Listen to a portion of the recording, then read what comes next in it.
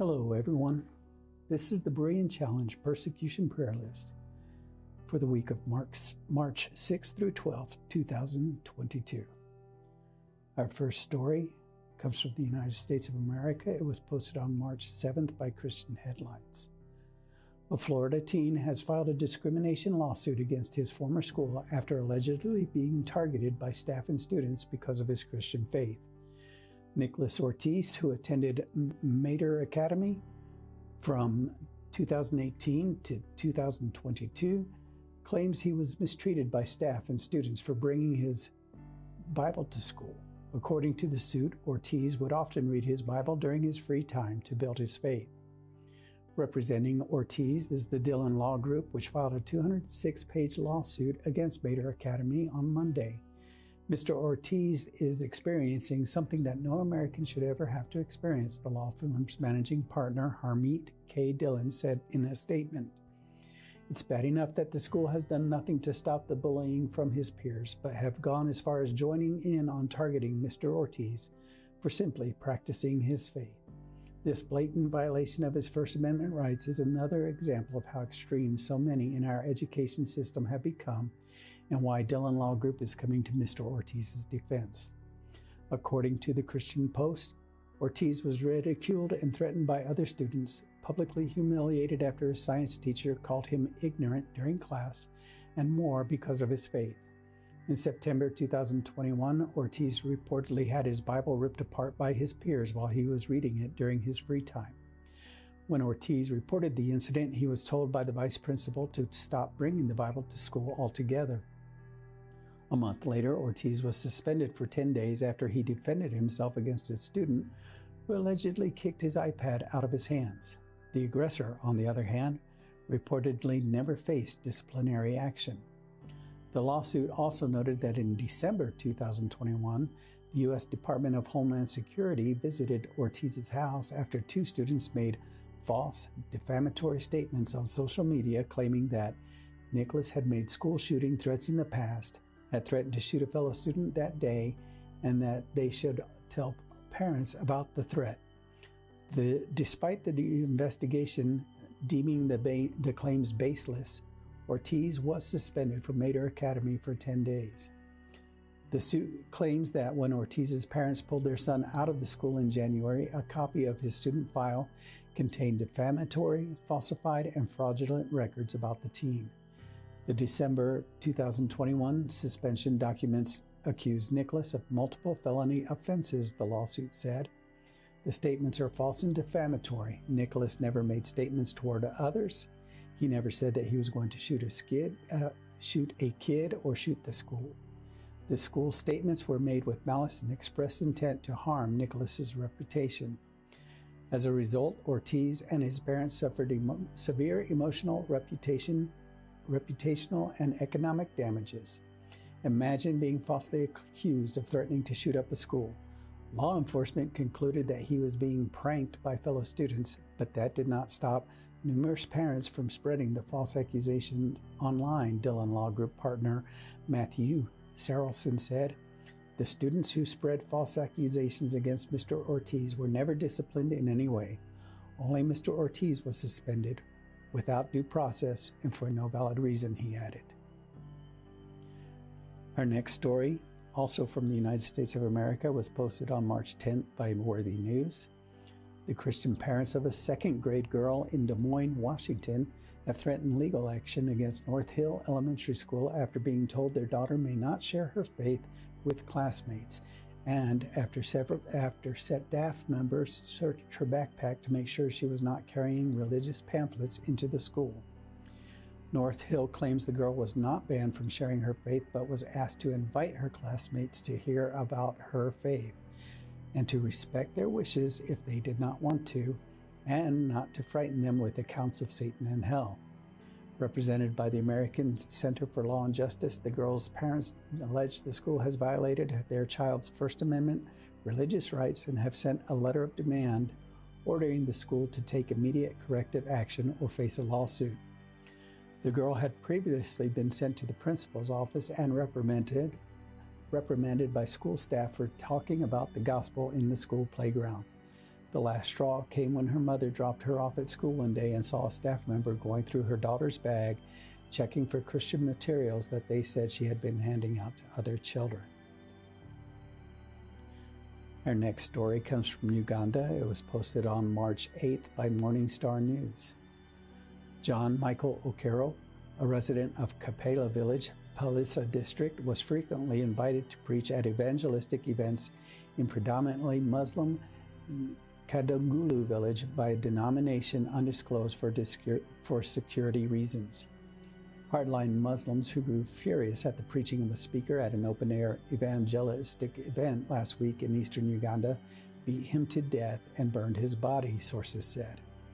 Okero was quoting verses from the Quran about Christ on February 28th in Kadungulu village, Sirere district, when a Muslim identified only as Shakuru grabbed the microphone from him. He and other Muslims started beating Okero as they accused him of blaspheming Allah by saying that he has a son, misinterpreting the Quran, touching the Quran without ritual cleansing, and disrespecting it by placing it under the Bible, an area source told Morning Star News by phone. They beat him to death with iron bars, stones, and sticks, and later burned his body to a chant in the Ateso language, referring to a thief who steals people from one religion to join a bad religion, the source said. Okero was 43. Police were called, but arrived after the assailants had fled, the source said, and then officers began a manhunt. The assault was the latest of many instances of persecution of Christians in Uganda that Morning Star News has documented. Uganda's constitution and other laws provide for religious freedom, including the right to propagate one's faith and convert from one faith to another. Muslims make up no more than 12% of Uganda's population, with high concentrations in eastern areas of the country. Our next story comes from Iraq. It was posted on March 8th by International Christian Concern. The 20-year-old daughter of a Muslim cleric who converted to Christianity was found murdered on March 7th in northern Iraq. The assassination of Iman Sami, who was known as Maria, is suspected to have been retaliation by her family following a TikTok video she posted where she was singing Christian spiritual songs. Jeff King, International Christian Concern's president, shared his concern that for someone born as a Muslim to be open about exploring Christianity is a tremendous act of bravery, as most Muslim background believers in the region face intense pressure from both their families and communities. Maria's TikTok post should not have ended with her death. Iraq is just emerging from a very difficult time when Christians experienced a horrific genocide. It is an important step toward healing for Iraq to pursue an investigation of due process into issues related to freedom of speech and religion. A Christian close to Maria said, "A member of my Bible study group gave her a Bible last month. Mostly she turned to Christianity, and her family knew because of this video she posted on TikTok." Christian news site Ankawa Today published on Facebook, quote, "Imam Sami, known as Maria, was found by the police last night. She suffered in her life because of her early marriage, where she was drowned in marriage at the age of only 12 years. After separation from her husband, she lived alone. She was an activist in the field of women's rights and a brave woman. She has videos on the TikTok app that reached hundreds of thousands of views. Her brother and uncle killed her yesterday." End quote. Our next story comes from India. It was posted on March 9th by Morning Star News. Hindu extremists in the National Capital Territory of Delhi last month tied a pastor to a post at a busy intersection and beat him before hundreds of people, but police have yet to make arrests, sources said. Accusing Pastor Kalam Kalyan Tete of forcible conversion as they beat him, Hindu extremists on February 25th then abducted the bleeding pastor, bound his hands, and tied him to an iron rod that divides a road into two at Fatehpur Bari Chowk crossroad in South Delhi, Pastor Tete said. Though the attack took place in daylight in view of hundreds of people in a busy market, police have yet to make arrests.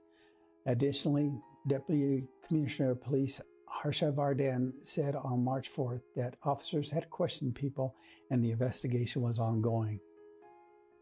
Pastor Tete, 35, told Morning Star News that the assailants incited the school children and other passers-by to shout, "Hail Lord Ram," and to hit him for alleged conversion activities.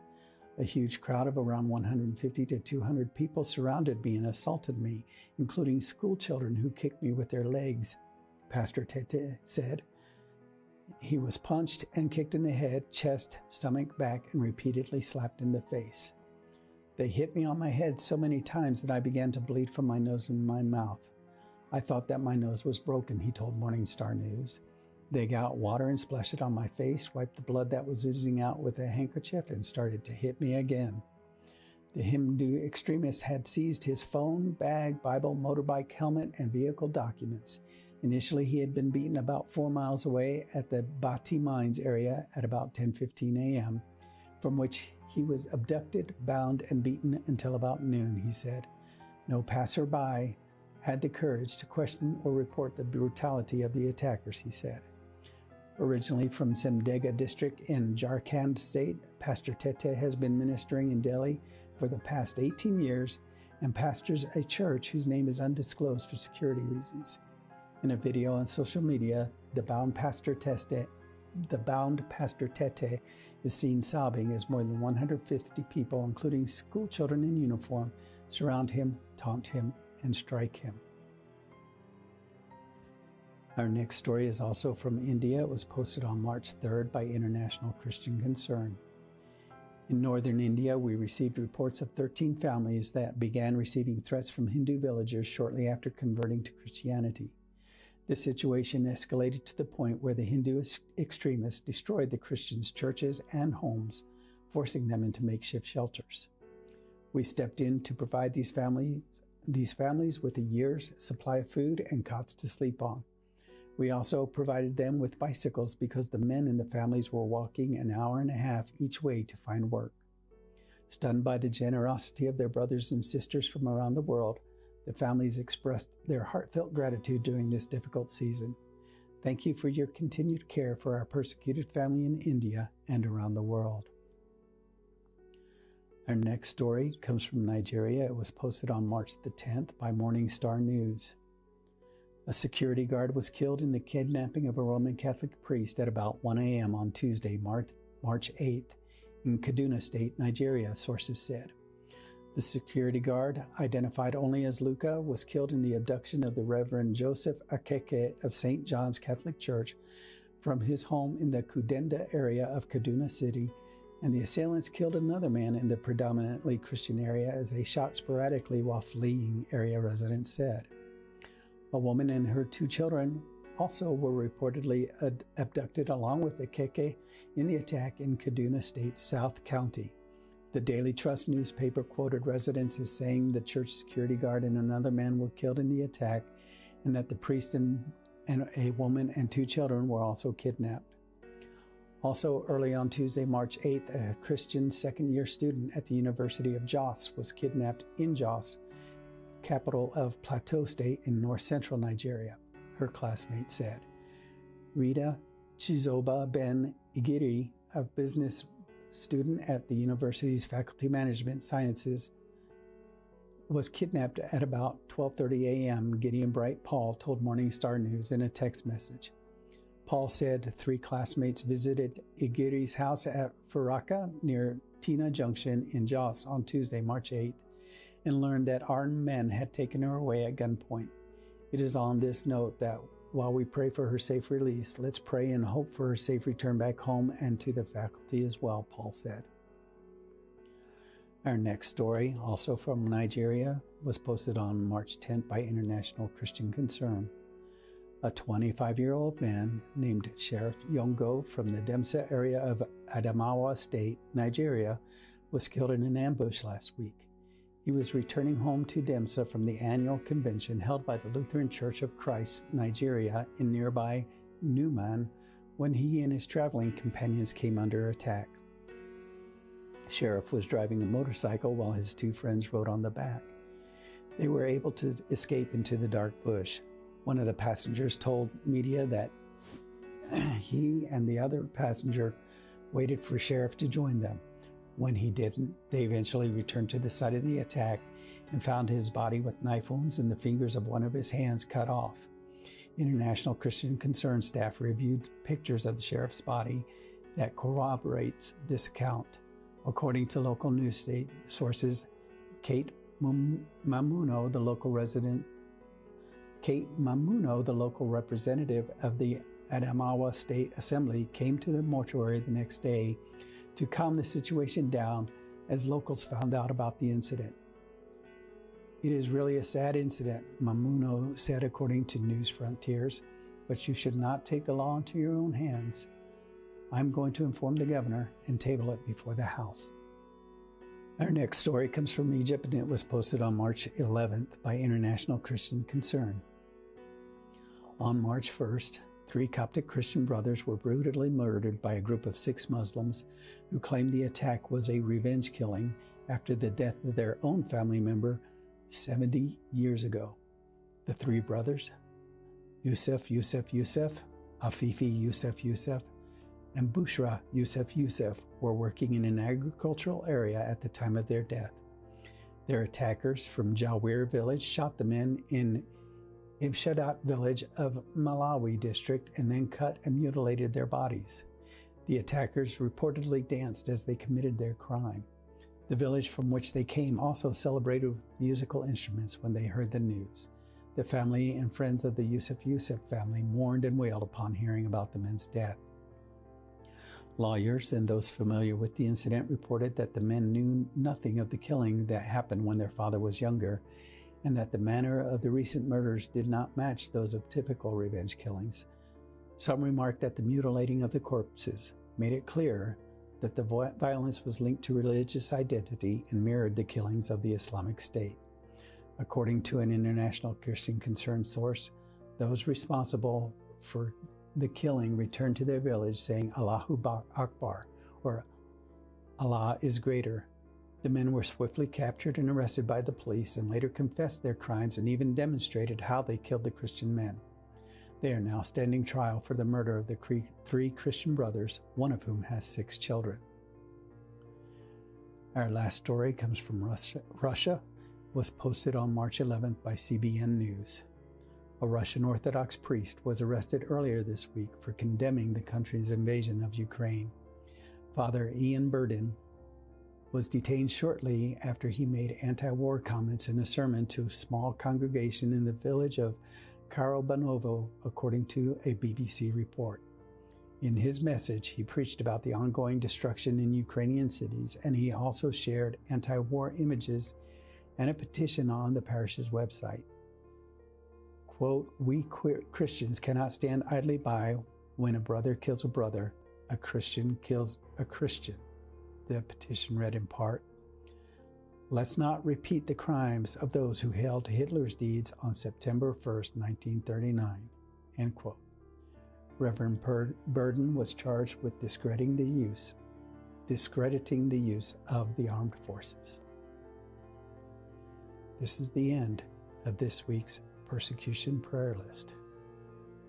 I invite you to open the link to the prayer list that's posted below and to join me in the 40-day pledge to pray for the persecuted church, and also to write to persecuted Christians.